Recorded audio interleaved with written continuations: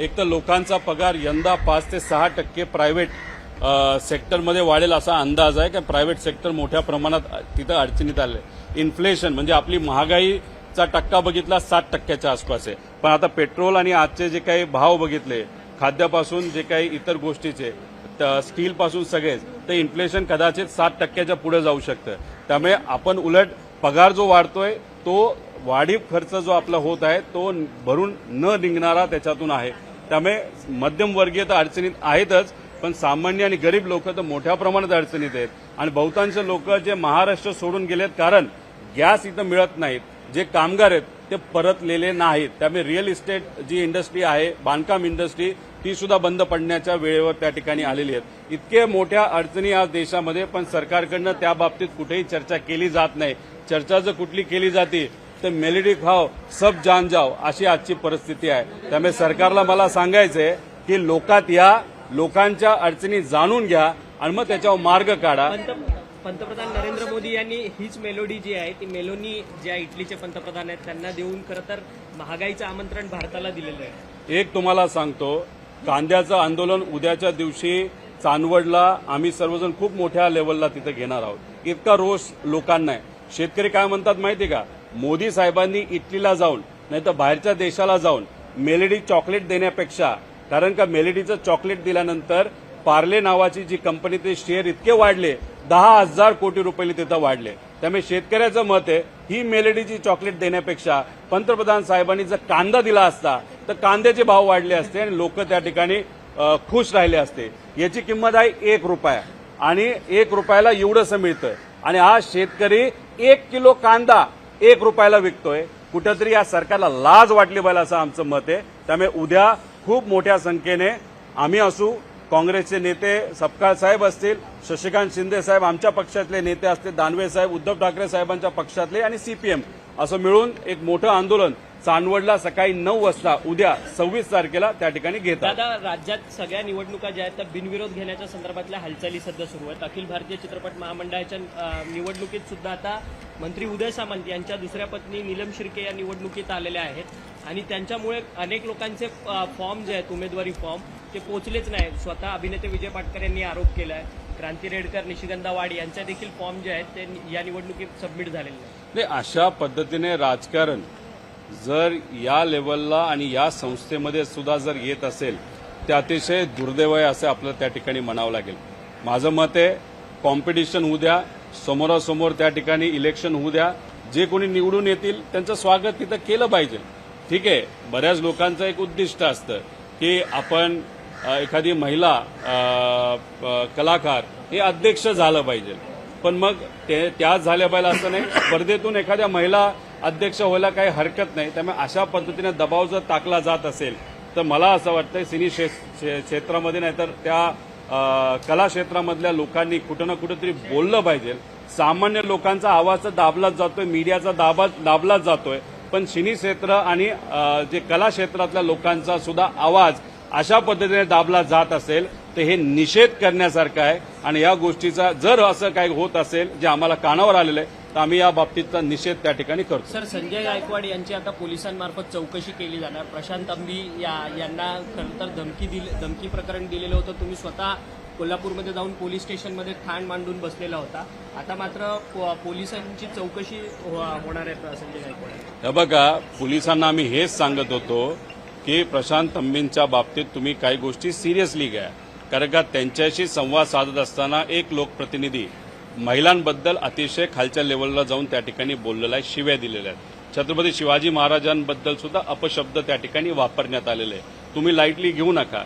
मी तिथं जोपर्यंत होतो त्यांनी मला सांगितलं आम्ही एफआयआर करतोय, नॉन बेलेबल तिथं कलम त्याच्यामध्ये टाकणार आहोत. तुम्ही गेलं तरी चालेल. मी सगळ्या सामाजिक कार्यकर्त्यांची परवानगी घेऊन पुण्याकडे निघाल्यानंतर 2 तासानंतर कळालं की जो नॉन बेलेबल कलम टाकायचं होतं तो दुर्दैवाने त्यात टाकला नाही. काही ते फालतू तातून मातून कलम त्यात लावले. मी म्हणलं हे महागात पडू शकतं पोलीस डिपार्टमेंटला. आता कोर्टामध्ये न्यायव्यवस्थेकडे गेल्यानंतर न्यायव्यवस्थेला पोलिसांना खडकावलं की तुम्हाला आता इन्व्हेस्टिगेशन करावं लागेल आणि जो कुठला पोलीस अधिकारी चुकला असेल त्याच्यावर सुद्धा कारवाई तिथं केली जाईल. जसं प्रशांतच्या बाबतीत झालं तसंच विकास लवांडेंच्या बाबतीत सुद्धा तुम्हाला बघायला मिळेल. पोलीस अधिकारी जो चुकलेला आहे, चुकीच्या पद्धतीने त्या ठिकाणी पब्लिक प्रॉसिक्युटरनी माहिती दिलेली आहे आणि चुकीच्या पद्धतीने अरेस्ट झाले. त्यामुळे विकास लवांडेच्या बाबतीत सुद्धा पोलीस प्रशासनावर त्या ठिकाणी ताशिरे हे ओढले जातील. त्यामुळे कृपा करून पोलीस प्रशासनाला मला सांगायचंय की नेत्यांचा दबाव ऐकू नका, घेऊ नका. पोलीस प्रशासनाची जी काही किंमत होती ती लोकांच्या डोळ्यासमोर दुर्दैवाने त्या ठिकाणी कमी होत चालली. खरं तर राज्यातल्या आमदारांना ज्ञान नाहीये का असा सगळ्यात मोठा सवाल निर्माण होतो. हेच संजय गायकवाड आहेत की त्यांनी आता पुन्हा एक विधान केलंय की प्रबोधनकार ठाकरेंचं जे पुस्तक आहे दगलबाज शिवाजी ते बॅन करा म्हणून बोलतात. हे बघा, आता ज्या माणसाला चौथी पास जर असेल, अभ्यास त्या ठिकाणी केला गेला नसेल, विचार हे माहीत नसतील, पूर्वी उद्धव ठाकरे साहेबांच्या बाजूली असताना ते कसे बोलायचे, आता एकनाथ शिंदे साहेबांकडे गेल्यानंतर ते कसे बोलायला लागले हे आपल्या सगळ्यांना माहिती आहे. त्यामुळे मला असं वाटतं की ही जी काही नवीन पक्ष आहे एकनाथ शिंदे साहेबांचा, त्या पक्षामध्ये तिथे असणाऱ्या आमदारांना हेच संस्कार दिले जातात असं आपल्याला म्हणावं लागेल. जर तसं नसेल तर एकनाथ शिंदे साहेबांनी सांगावं, अरे तो चुकतोय, त्याला बाजूला तरी करा, नाही तर त्याच्यावर कारवाई करा. तेवढी मात्र आजच्या वातावरणामध्ये, कारण का भाजप टपून आहे की कोण कुठला आमदार शिंदे गटाचा नाही तर अजितदादांच्या पक्षाचा हा आपल्याला मिळतोय हे बघायला. त्यामुळे कदाचित एकनाथ शिंदे साहेबांमध्ये ती धमक नसावी आज तरी, कारण का मोठे नेते आहेत.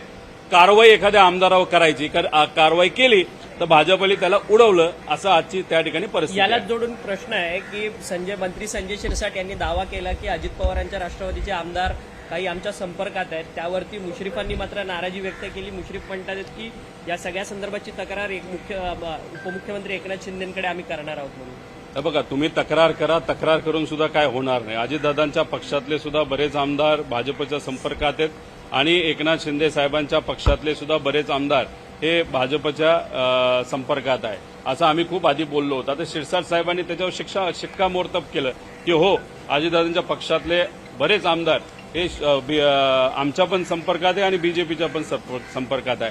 म्हणजे कुठं ना कुठं तरी आमदारांना तिथं फोडलं जाईल अशी भूमिका त्या ठिकाणी.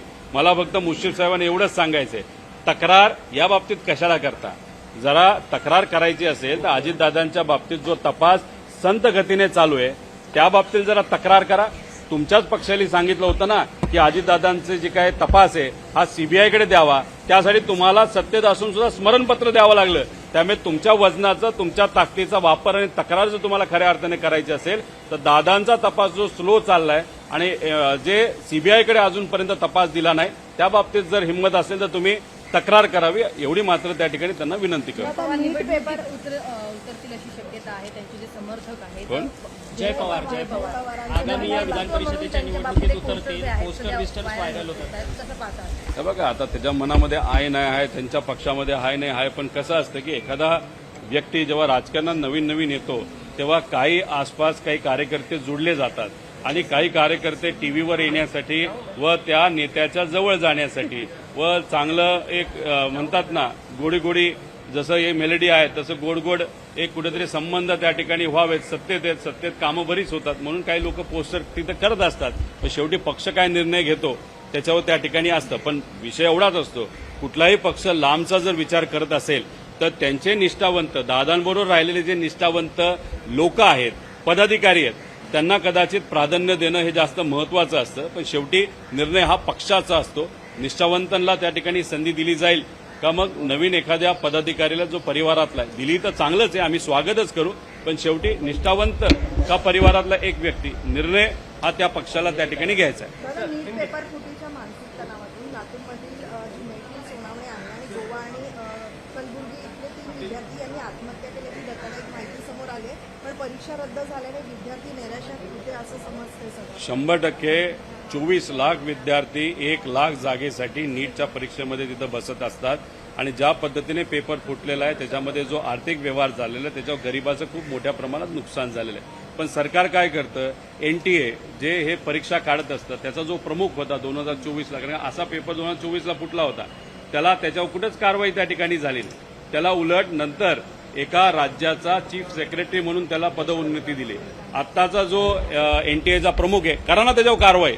आणि जे मंत्री आहेत, जे काय त्यांचं नाव असेल ते, तर त्यांच्यावर सुद्धा तुम्ही कारवाई करण्याची धमक ठेवा. पण नाही, लोक जेव्हा गरीब अडचणीत येतात तेव्हा तुम्ही कारवाई करत नाही. पण एखादा मोठा इंडस्ट्रियल अडचणीत येतो, जो अधिकारी त्यांना अडचण येतो त्यांच्यावर मात्र त्या ठिकाणी कारवाई होती. त्यामुळे आमचं मत आहे की या देशाचे जे कोणी शिक्षण मंत्री आहेत त्यांनी राजीनामा दिलाच गेला पाहिजे. त्यांनी नाही दिला तर मोदी साहेबांनी तो त्या ठिकाणी घेतला गेला पाहिजे. कारण का हा प्रश्न आहे सामान्य लोकांच्या मुलामुलींच्या भवितव्याचा, आणि अशा पद्धतीने जर तिथं आत्महत्या होत असेल तर ते योग्य नाही. मी मुलांना विनंती करतो की कृपा करून असं जर ध्यान विचार तुमच्या मनामध्ये येत असेल तर कृपा करून तुम्ही तो विचार मनामधून काढा. तुमचे पालक तुमची वाट बघतायत, तुमचे पालक तुमच्यासाठी त्या ठिकाणी प्रेमाने त्या ठिकाणी तुमच्या भक्कमपणे तुमच्या बरोबर आहोत, आम्ही आहोत. त्यामुळे कृपा करून असा विचार करू नये आणि सरकारने या बाबतीत लवकरात लवकर ऍक्शन घ्यावी. दादा, कॉक्रोच जनता पार्टीचं सध्या सगळीकडे बोलबाला सुरू आहे. अल्पावधीतच कॉक्रोच जनता पार्टीने इंस्टाग्रामवरती 2 कोटी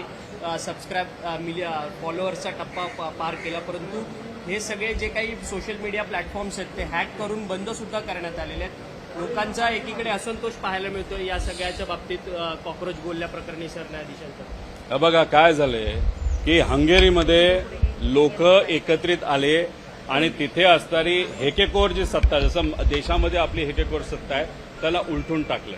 तसंच नेपाळमध्ये झालं, तसंच बांगलादेशमध्ये झालं, तसंच श्रीलंकेमध्ये चाललं. आता सर्बियाची आता बातम्या त्या ठिकाणी यायला लागलेत, विद्यार्थी रस्त्यावर उतरावं लागलेत. त्यामुळे कुठं ना कुठंतरी आता हे सरकार घाबरलंय. आता बीजेपी आहे 85 लाखावर. आता हे जे कॉक्रोच जनता पार्टी आहे हे सोशल मीडियावर गेले 2.5 कोटीच्या आसपास. त्यामुळे कुठे ना कुठेतरी या सरकारच्या विरोधात तिथं रोष आहे आणि सिस्टमच्या विरोधात रोष आहे. आम्ही सुद्धा सिस्टमला दोषी त्या ठिकाणी समजतो. कारण का दादांचा एफआयआर होत नव्हता, सिस्टम त्याला जबाबदार आहे. आज कांदा उत्पादक शेतकरी, सिस्टम त्याला जबाबदार आहे. बेरोजगारी मोठ्या प्रमाणात वाढली, सिस्टम त्याला जबाबदार आहे. शहरी भागामध्ये प्यायला पाणी त्या ठिकाणी मिळत नाही, सिस्टम त्याला जबाबदार आहे. आणि कॉक्रोच जनता पार्टी ही सिस्टमच्या विरोधातच उभं राहिलेलं एक सोशल मीडियाचं त्या ठिकाणी प्लॅटफॉर्म आहे. आणि सगळ्यात पहिला मुद्दा जो त्यांनी घेतला तो महत्वाचा आहे की आता ज्युडिशरी जी आहे त्या ज्युडिशरीमध्ये सुद्धा काही असे जजेस आहेत ते उद्या जाऊन आपल्याला कुठेतरी खासदारकी मिळेल, आपल्याला कुठे एखादं पद मिळेल. त्यामुळे शेवटच्या काळामध्ये सरकारच्या बाजूने निर्णय घेऊन कुठेतरी ज्युडिशरीचं नाव सुद्धा कमी करण्याचा प्रयत्न त्या पद्धतीने तिथं केला जातोय. म्हणजे सरकार कुठेतरी ज्युडिशरीमध्ये सुद्धा घुसतंय आणि बाकीमध्ये सुद्धा लोकांना अडचणीत आणतंय, हे कुठेतरी सिद्ध होतं. त्यामुळे तिथं सामान्य लोक व्यक्त होत आहेत. त्यामुळे कितीही तुम्ही आवाज दाबण्याचा प्रयत्न केला तरी लोकांचा आवाज या सरकारला दाबता येणार नाही. आता पुण्यामध्ये 1 ते 22 वेळेपर्यंत 123 महिला व मुली ज्या आहेत बेपत्ता झालेल्या आहेत. खरं तर सरकारचं किंवा ह्या सगळ्याकडे गांभीर्यानं लक्ष नसल्याचं देखील बोललं जातं. हे बघा, हे सरकार कुठं ना कुठंतरी मनुवादाचं सरकार आहे. मनुवादामध्ये महिलांना कुठेही महत्व त्या ठिकाणी दिलं जात नाही. आम्ही कितीतरी दिवस झालं सांगतोय शक्ती कायदा तुम्ही आणा, पण यांना शक्ती कायदा आणायला काही हिंमत त्या ठिकाणी होत नाही. कारण कदाचित ते महत्वच तिथं देत नाहीत. आता नचरापूरला जो विषय झाला, चर्चेत आला, आंदोलन झालं, त्यानंतर थोडंफार काही ज्या काही गोष्टी सरकारकडनं झाल्या, पण असे अनेक विषय आहेत महिलांच्या बाबतीतले अजून ते प्रलंबित आहेत. आता साताऱ्यामध्ये मी जिथं गेलो होतो तिथून अजून जज सुद्धा अलोकेट तिथं झाला नाही त्या फास्ट ट्रॅक कोर्टला. बरंच मी जालन्यात गेलो होतो, मी मालेगावला गेलो होतो. बऱ्याच ठिकाणी गेल्यानंतर एवढंच कळतंय की महिलांच्या बाबतीतले अत्याचार या राज्यामध्ये वाढतच चालले, पण सरकार या बाबतीत सिरियस नाही. पुणे तर केंद्रबिंदू झालंय अत्याचाराच्या बाबतीत आणि क्राईमच्या बाबतीत, पण त्या बाबतीत कोणाचं दुर्दैवाने तिथं लक्ष नाही. त्यामुळे सरकारला मी विनंती करतो की शक्ती कायदा हा लवकरात लवकर त्या ठिकाणी आणला पाहिजे. मी राजकीय स्टेटमेंट याच्यामध्ये देत नाही, मी जे स्टेटमेंट देतोय ते सामाजिक देतोय. त्यामुळे येणाऱ्या अधिवेशनामध्ये शक्ती कायदा हा आणलाच गेला पाहिजे अशी आमच्या सगळ्यांची मांग आहे.